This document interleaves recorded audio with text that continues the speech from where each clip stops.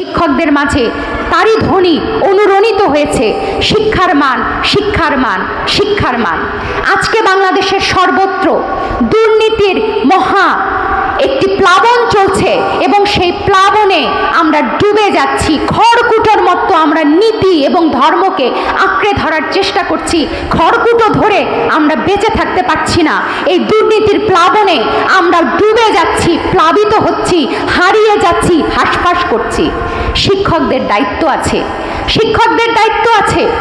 যখন চিন্তা করি বিসিএস এর পরীক্ষাপত্র ফাঁস হয়ে যায়, আমার গ্রামের ছেলেরা বাড়িতে বসে অন্ধকারের মধ্যে যখন দিনের পর দিন বিসিএস প্রিলিমিনারির পরীক্ষার জন্য প্রস্তুতি নেয়, তাদের তো টাকা নাই 50 লক্ষ টাকা দিয়ে পরীক্ষার প্রশ্নপত্র কিনবে, তাদের তো টাকা নাই তারা প্রশ্নপত্র চুরি করার ব্যবস্থা করে পরীক্ষায় পাশ করবে।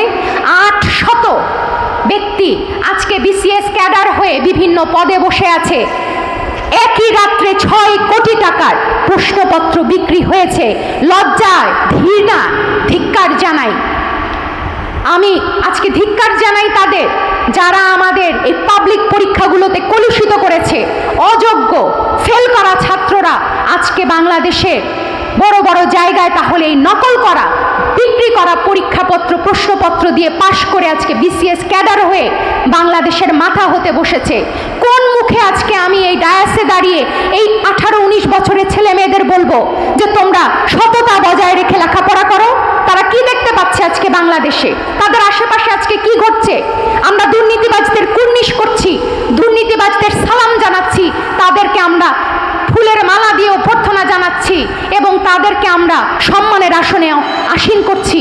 একটা সময় ছিল মানুষ নাক সিটকাতো, ঘৃণা করত, সামাজিকভাবে বয়কট করত, তাদের সাথে মিশত না, বাচ্চাকে বলতো এর বাবা ঘুষ খায়, সাথে যেও না।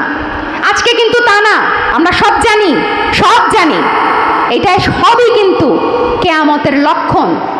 এবং এই যে পরীক্ষার প্রশ্নপত্র ফাঁস করে যারা বড় বড় জায়গায় আছেন, যারা নেতৃত্ব দিচ্ছেন বা দিবেন, তাদের নাম তো আমরা জানি না, কিন্তু সমগ্র ইনস্টিটিউশনের উপরে আমাদের ভরসা চলে যাচ্ছে। কারণ আমি যে অফিসারের কাছে যাচ্ছি সেই হয়তো এই ফাঁস করা প্রশ্নপত্র দিয়ে আজকে বিসিএস ক্যাডার। কাজে আমাদের সমগ্র সিস্টেমের প্রতি আমাদের আস্থা চলে যাচ্ছে, সাহস চলে যাচ্ছে। এই আস্থাহীনতার জায়গাতে আমাদের শিক্ষকদের, যারা শিক্ষা প্রতিষ্ঠান চালায় গ্রামাঞ্চলে, সুবিধাবঞ্চিত পরিবারের জন্য এটা তৈরি করা হয়েছে সামান্য বেতনে, যাতে আমাদের গ্রামের ছেলেরা, গ্রামের মেয়েরা, যেই মেয়েটি টাঙ্গাইলে পড়তে যেতে পারবে না কুমুদিনীতে, যেই ছেলেটি সাদাত কলেজে যেতে পারবে না, যার বাসায় ভ্যানের ভাড়া নাই, বাসার পান্তা ভাত খেয়ে সে ক্লাস করবে, বাড়িতে যে দুপুরের ভাত খাবে, এই যে ছেলে মেয়েদের জন্য শাহজাহান সিরাজ সাহেব এবং কালিহাতিবাসী এই স্কুলটি করেছে, এই কলেজটি করেছেন, তাদের আমরা কি শিক্ষা দিচ্ছি? আমি শুধু বলবো হাল ছাড়বে না, হাল ছাড়বে না। 1000 মাইল যদি রওনা হতে যাও, প্রথমে কিন্তু একটি পদক্ষেপ নিতে হয়। 1000 মাইলের যে রাস্তা, বসে থেকে যদি মনে করো 1000 মাইল কিভাবে যাব, প্রথম একটা পদক্ষেপ নাও, একটা পা ফেলো। প্রথম পদক্ষেপই কিন্তু 1000 মাইল রাস্তার প্রথম চালন শক্তি। যদি বসে থাকো চলতে পারবে না।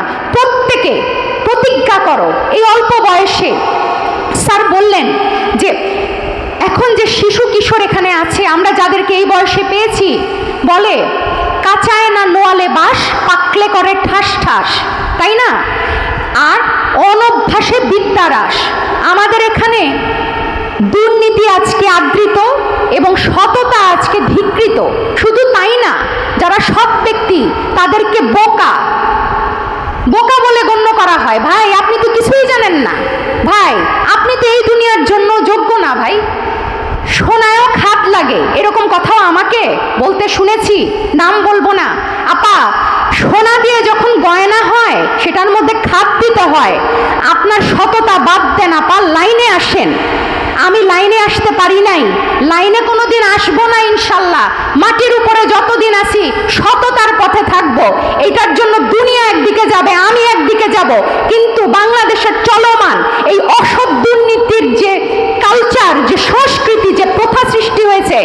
এটাতে কোনোদিন কম্প্রোমাইজ করি নাই, করব না করব না করব না ইনশাল্লাহ।